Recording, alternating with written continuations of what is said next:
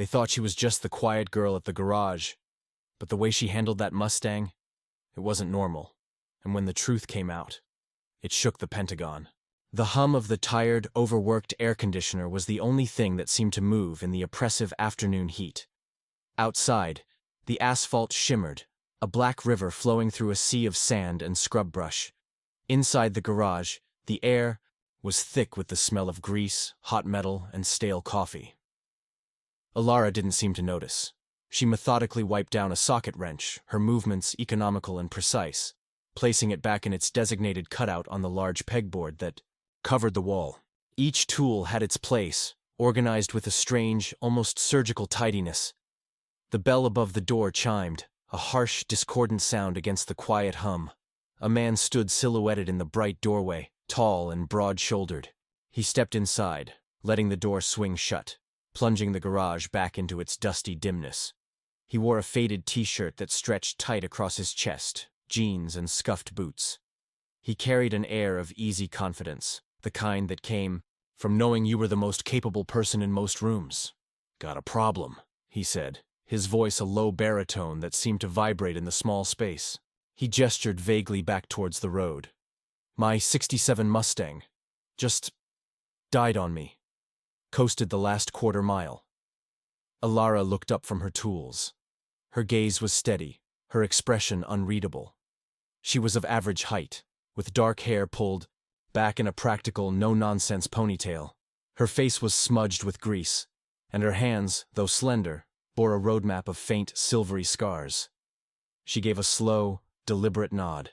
"I'll take a look." She picked up a clipboard and a pen, her movements unhurried. "Name? Jake." He watched her write it down, a small smirk playing on his lips. "You sure you know your way around a '67, sweetheart? She's particular." Alara didn't react to the condescending term of endearment. She just clicked her pen. "They all are." She led the way outside. The Mustang was a thing of beauty, a classic cherry-red fastback, now sitting silent and forlorn. On the shoulder of the empty highway, it looked out of place in the desolate landscape, like a movie star stranded in the wrong town. Jake leaned against the driver's side door, arms crossed, as Alara popped the hood. He watched her peer into the engine bay, expecting her to be intimidated by the labyrinth of wires and chrome. "Had a guy in Barstow look at it last week," Jake offered, his tone casual but laced with doubt. "Couldn't figure it out. Said it was probably the ignition coil, but swapping it out did nothing." Alara didn't answer. Her focus was entirely on the engine. Her hands moved with a quiet confidence, tracing wires, checking connections. The only sounds were the distant caw of a raven and the soft tink of her flashlight against the valve cover. After a few minutes, Sheriff Miller's cruiser crunched onto the gravel shoulder, pulling up behind the Mustang. He got out, a portly man in a tan uniform, sweat already darkening the collar of his shirt. "Everything all right here, Alara?" he asked, his voice gravelly. He barely glanced at her before turning his attention to Jake. "Car trouble? You could say that," Jake replied. Sheriff Miller peered at the Mustang, whistling under his breath. "That's a classic. You'd be better off getting a flatbed to take it into the city. No offense, Alara, but this looks a little out of your league." Alara straightened up, wiping a stray strand of hair from her forehead with the back of a greasy wrist. She looked from the sheriff to Jake, her expression still maddeningly neutral. "The distributor cap is cracked," she said, her voice quiet but clear. "And the rotor's shot. Looks like it's been arcing for a while. That's why the new coil didn't help. It wasn't getting a clean signal." She pointed a slender, grease-stained finger at a hairline fracture on the black plastic cap, a detail almost invisible in the glaring sun. Jake leaned in, squinting. He hadn't noticed it. The mechanic in Barstow hadn't noticed it. Sheriff Miller just grunted, clearly unimpressed. "Can you fix it?" Jake asked, a note of genuine surprise in his voice. "I have a universal cap that'll fit," Alara said. "And I can rebuild the rotor. It'll take an hour. My rate is 65. She didn't wait for an answer, just turned and walked back toward the garage. Jake and the sheriff exchanged a look. "Good luck with that," Miller muttered to Jake, before climbing back into his air-conditioned cruiser and driving away. Jake followed Alara back into the garage. He stood by the doorway, an unfamiliar feeling of uncertainty creeping in. He was used to being in control, to assessing a situation and knowing the outcome. Here, in this quiet, dusty garage, with this quiet, focused woman, he was out of his element. He watched her work at her bench. Her movements were fluid and efficient. She didn't waste a single motion. She disassembled the old rotor, cleaned the components, and began to carefully rebuild it, with parts from a small, meticulously organized set of drawers. It was like watching a watchmaker, not a mechanic. The silence was broken only by the scrape of metal on metal and the ever-present hum of the AC. "Where'd you learn to do this?" Jake asked, trying to break the quiet tension. Ilara didn't look up. "Here and there. My dad had a garage," Jake pressed on, leaning against the doorframe. "Taught me a thing or two, but never saw anyone rebuild a rotor like that.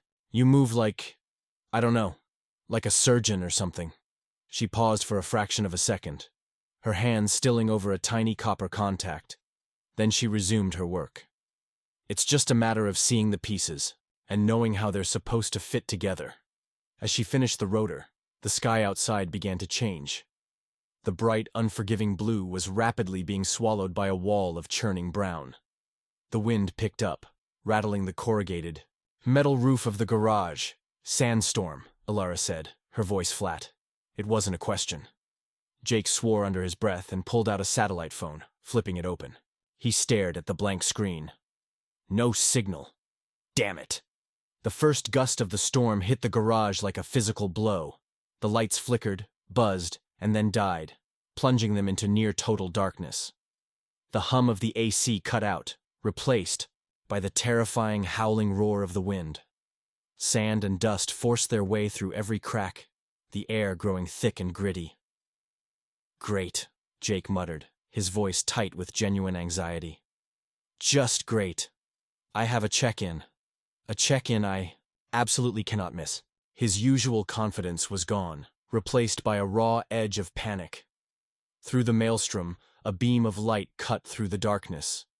Ilara stood there, holding a heavy-duty flashlight. She seemed completely unfazed by the sudden chaos, an island of calm in the screaming wind. She walked past him, her boots crunching softly on the sandy floor, and went back to the Mustang, its hood still open to the storm. Jake followed, shielding his face from the stinging sand. "What are you doing?" he shouted over the wind. "Finishing the job," she yelled back.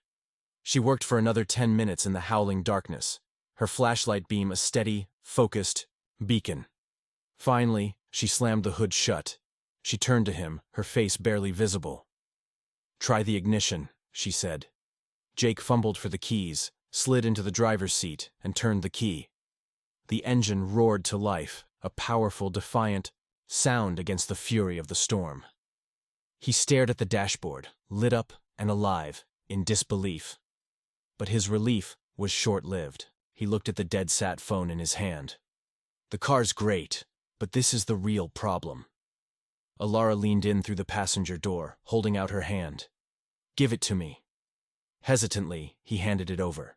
She took it back to her workbench, the flashlight beam bobbing in the dark. Jake watched, mesmerized, as she began to work on the phone. She moved with a speed and precision that defied logic, pulling a handful of wires from the car's newly installed distributor, grabbing a capacitor from an old radio, and soldering them to the phone's battery port with a small butane-powered iron. Her hands were a blur of controlled, purposeful motion. It was too fast, too skilled. This wasn't a mechanic's work. This was something else entirely. The sat phone screen flickered to life. A single, solid green bar appeared. Signal. Jake stared, speechless. He took the phone from her, his fingers brushing against hers. He quickly dialed a number. The call connected, the crackle of the satellite link barely audible over the storm. His entire demeanor shifted. The laid-back civilian vanished, replaced by a man of stone and ice. "This is Ghost 7, he said, his voice low and clipped, speaking in a coded language that was all sharp angles and hard consonants. "Regret to inform, I've missed my window. Environment has turned hostile. Requesting immediate retasking." He fell silent, listening to the voice on the other end. His eyes, fixed on Ilara in the dim, flickering light, widened almost imperceptibly. His face, already pale, lost another, shade of color. He hung up. The silence inside the car was now heavier than the storm outside. He looked at Alara, who was calmly wiping grease from her hands with a clean rag, as if she hadn't just brought a dead piece of military-grade hardware back to life in the middle of a hurricane with nothing but scrap. They asked a question, Jake said, his voice barely a whisper. They want to know who got my comms online in a Cat 4 sandstorm with a box of junk. He paused, his throat working. They want to know your name. Alara met his gaze, her dark eyes holding his. Her expression was unreadable. A placid lake, in the middle of a tempest. Tell them, she said, her voice soft, yet carrying the weight of a long-held secret. It was Sparrow. The name hung in the air between them, heavier than the dust, more powerful than the howling wind. Sparrow. Jake stared at her, the sat phone still clutched in his hand. The color had drained from his face, leaving behind a mask of shock and disbelief. The cocky, confident soldier was gone, replaced by something else, something awestruck. Sparrow? He repeated, his voice raspy. He let out a short, sharp breath that was almost a laugh, but there was no humor in it. No, that's not possible. Sparrow went dark a decade ago. Off-grid. Vanished during the Damascus incident. He shook his head slowly, his eyes never leaving hers. The official file says KIA. The unofficial one says, gone. A ghost story they tell new recruits. Alara finished wiping her hands and folded the rag, placing it neatly on the edge of her workbench. She didn't confirm or deny his words. She just watched him, her silence a confirmation in itself. The full force of the sandstorm battered the garage, and the metal walls groaned under the strain. Sand hissed against the windows like a million tiny snakes. For the first time, a flicker of something crossed Alara's face. Not fear, but a deep, ingrained weariness. As if the storm outside was an echo of one she'd been weathering on the inside for years. You're the Sparrow? Jake finally managed, the words laced with a reverence that bordered on fear. The architect of Operation Nightshade? The one who walked out of the Kark stronghold with their entire command structure on a single flash drive? Alara's gaze drifted past him, toward the roaring darkness outside. That was a long time ago. The dynamic in the small, confined space had irrevocably shifted. Jake was no longer a customer. He was an operative in the presence of a legend. He slowly, deliberately, slid the sat phone into his pocket and stood up straighter, his posture unconsciously defaulting to a military bearing of respect. Why here? He asked, his voice softer now. Of all the places to disappear. No. One looks for a ghost in the middle of nowhere, she said simply. People see what they expect to see. A woman running a garage. They don't look any closer. She glanced at him. Until today. A heavy silence fell between them, filled by the symphony of the storm. Jake finally broke it. My check-in, he said, his tone all business now. He was speaking to a fellow professional. It wasn't just a formality, it was a fail-safe. Alara turned her full attention to him, her eyes sharp and analytical. Go on. I'm carrying intel, a timetable and location for a shipment. Not weapons, something worse, chemical precursors. He ran a hand through his hair, the gesture tight with stress. My contact in country. He and his family were burned to get me this information. I was supposed to meet my handler an hour ago, 200 miles east of here. The check-in was to confirm I was still clean, that I hadn't been followed. And, by missing it, Alara finished for him, her voice grim. You've triggered their protocol. Your handler assumes you're compromised or dead.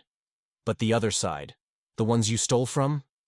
They know you're out here, and they know a signal just went dead. They'll know something went wrong, Jake corrected. They'll be looking. Hard. My breakdown here. He gestured around the garage. It wasn't random. I think they've been on me for the last day. Sabotage. Something subtle to strand me. Alara's eyes narrowed. The distributor, Cap. The crack was clean. Too clean for simple wear and tear. It looked like it was scored with a diamond-tipped scribe and then stressed. A detail so small, so insignificant, yet she had filed it away. Jake nodded, a grim appreciation on his face. They wanted me isolated. vulnerable. He looked at the dead lights, at the sand piling up against the door. Looks like they got their wish. He paced the small, clear space in front of the workbench, the sound of his boots muffled by the growing layer of dust on the floor. The people I was supposed to meet are ghosts now. The intel is compromised. As soon as this storm breaks, they'll be crawling all over this highway. Alara walked over to a dusty cabinet in the corner and opened it. She pulled out 2 bottles of water and a small sealed tin of crackers. She tossed one of the bottles to Jake. He caught it, surprised. "There's a root cellar under the office," she said, her voice calm and steady. It was the voice of someone who had made contingency plans for Armageddon. Reinforced concrete. Walls, 10 feet down. It's shielded. They can scan for heat signatures all they want. They won't find us. Jake stared at her. Of course she had a shielded panic room. Of course she did. "How long can we stay down there?" he asked. "Long enough." He took a slow drink of water, his mind racing. He wasn't just a soldier with a problem anymore. He was a soldier with a problem in the company of the most resourceful field operative the agency had ever produced. It changed the calculus of survival. "My mission," he said, thinking out loud. "The information is still valuable. If I can get it to a secure location." "There are no secure locations," Alara cut him off, her tone sharp. "Not for you. Not anymore. Your face is known. Your identity is burned. Your only mission now is to survive the next 24 hours. Her words were brutal, but true. He knew it. The life he had, the identity of Jake, the soldier, had evaporated the moment his sat phone went dead. He was Ghost 7, a compromised agent, and a liability. The wind outside began to change its tune. The violent, high-pitched scream was softening into a lower, guttural moan. The relentless barrage of sand against the walls was easing. "It's letting up," Jake said, moving toward the door and peering through a small, grimy window. The world outside was still a hazy brown fog, but the terrifying violence of the storm was passing. Alara was listening, but not to the wind. Her head was tilted slightly, her focus on something else, something distant. Her body went utterly still, a predator sensing a change in its environment. "What is it?" Jake asked, seeing the look on her face. "Shh," she commanded, holding up a hand. He fell silent. He listened, trying to hear what she heard. At first, there was nothing but the receding howl of the wind and the creak of the garage's metal frame. But then he heard it. Faintly, underneath the wind, was another sound. A low, rhythmic growl. It was mechanical. Deep. The sound of heavy-duty engines chewing up the desert terrain. And it wasn't just one. It was multiple vehicles. They grew steadily louder, a rising thrum that vibrated through the soles of his boots. These weren't the sounds of passing trucks on the highway or Sheriff Miller's cruiser. This was the sound of a hunt. Jake looked at Alara. Her face was set, her eyes cold and clear as ice. The quiet mechanic was gone. The weary woman hiding from her past was gone. In her place stood Sparrow. And she was listening to the approach of wolves. The low, guttural growl of heavy engines grew closer, a promise of violence in the pre-dawn calm. The sandstorm had passed, leaving behind a world scoured clean and silent. Too silent. Jake stood frozen for a second, his soldier's instincts screaming. "They're here." "2 vehicles," Alara said, her voice dropping to a low, intense pitch. She wasn't looking out the window. She was listening. "Maybe 3, moving in a pincer formation, flanking the highway. They're professionals." The quiet mechanic had completely vanished. In her place stood a commander. Her eyes, cold and sharp, scanned the cluttered garage not as a workshop but as a battlefield. "The cellar?" Jake asked, his voice a tense whisper. "Too late. They'd see the tracks. They'd corner us."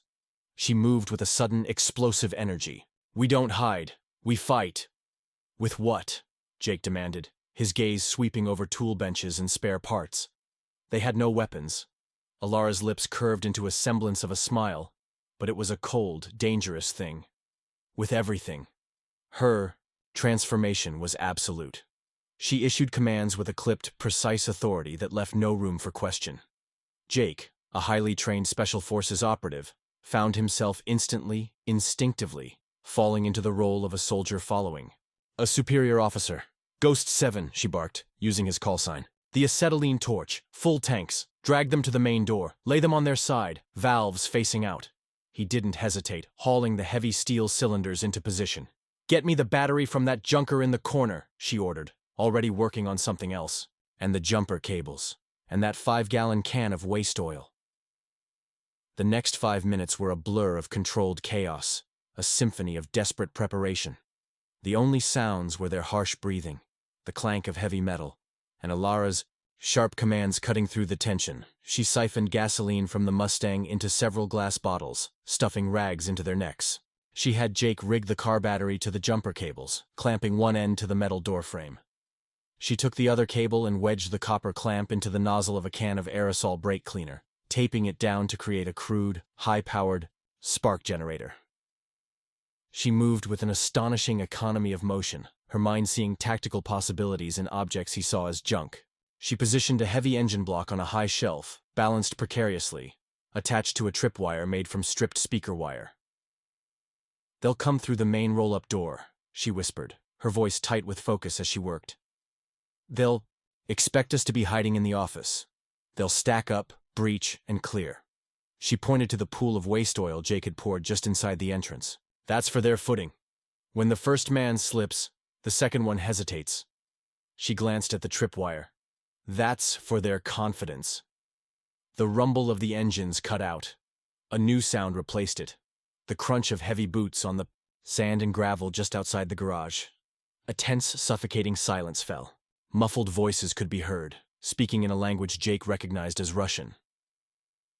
Alara held up a hand, signaling for absolute quiet. She stood near the main door, concealed behind a stack of old tires, holding the modified brake cleaner can like a weapon. Jake crouched near the office door, his heart hammering against his ribs, a heavy pipe wrench clutched in his hand. He was a ghost, waiting. There was a loud metallic bang as someone tested the roll-up door. Then another. Then a powerful, groaning screech as they began to force it open with a pry bar.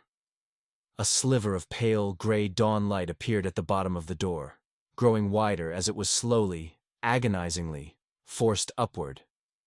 The moment the gap was 3 feet high, Alara gave a sharp, almost imperceptible nod. Jake knew what to do. He jabbed the remote start key fob for the Mustang. The silence was shattered as the Mustang's V8 engine roared to life inside the enclosed garage, a deafening, disorienting blast of sound. The men outside yelled in surprise. As they hesitated, the first operative slid under the door, low and fast, his weapon raised. His boot hit the oil slick. He slipped, arms flailing, and his momentum carried him right into the speaker wire tripwire. The sound was sickening. A sharp snap from above, followed by a wet, percussive crunch as 400 pounds of cast iron met flesh and bone. The man didn't even scream. The second operative, seeing his comrade fall, hesitated for a fatal half-second. That was all Alara needed. She aimed the can and squeezed the trigger. A massive, blue-white spark arced from the can to the doorframe with a sound like lightning striking a tree. The aerosolized brake cleaner ignited, creating a huge, brilliant fireball, a makeshift flashbang that lit up the entire garage. There were screams of pain and confusion from outside. Blinded and disoriented, they were deafened by the roar of the Mustang. "Now!" Alara yelled. She kicked the chocks from the acetylene tanks. They rolled out under the door, hissing gas into the faces of the stunned men. She didn't wait to see the result. She was already moving. She sprinted to the back of the garage, shattered a window with a tire iron, and slipped out into the cool dawn air as Jake followed, his ears ringing. They heard panicked shouts, the sound of men scrambling, away from the hissing gas. An engine revved, then another. Tires spun in the sand as the surviving hostiles beat a hasty, chaotic retreat. Silence descended once more. The rising sun cast long shadows across the desert. The garage was a wreck, smoke curling from the doorway. Jake stood, breathing heavily, the pipe wrench hanging limply in his hand. He looked at Alara. She stood watching the dust trails of the retreating vehicles, her breathing steady, her expression calm. He had seen combat. He had seen elite soldiers. He had never seen anything like this. It wasn't a fight. It was a dissection. He pulled out the sat phone. His hands were shaking slightly. He dialed. The voice that answered was tinny, impatient. Ghost 7, report. We registered a significant commotion at your coordinates. A recovery team is being scrambled. Sit tight. Negative, Jake said, his voice hoarse. Situation is contained. The assets have withdrawn. There was a moment of stunned silence on the other end. Contained? By who? Who is with? You, soldier? Alara walked over and gently took the phone from his hand. Her touch was steady. She held it to her ear. Who is this? The voice on the phone demanded. A high-ranking official, accustomed to being obeyed. Identify yourself immediately. Alara paused, letting the silence stretch, letting him wait. The sun crested the horizon, bathing her face in a soft, golden light. The grease and the grime couldn't hide the formidable power that radiated from her. A new, older voice suddenly cut in on the line, a man whose authority was absolute. Sparrow? The voice asked, filled with a decade of disbelief and a flicker of hope. Is that you? Alara looked out at the vast, empty desert that had been her sanctuary, her hiding place. She took a slow, deep breath. The first breath of a new, uncertain day. General, she said, her voice quiet, but carrying across the satellite link with all the force of a command. You have a situation that needs fixing. I have the tools.